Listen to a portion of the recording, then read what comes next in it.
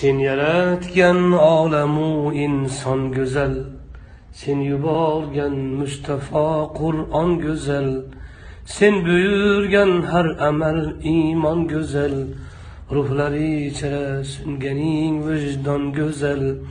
Bu go'zalliklar jamolingdan sening.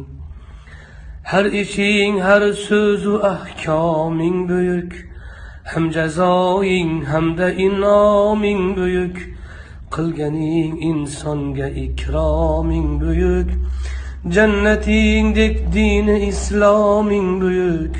Bu buyukliklar jalolingdan sening.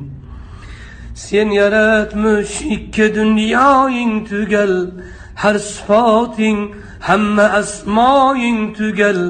Barcha manglaylarda imloing tugal, dillar ichra chekkan imzoing tugal.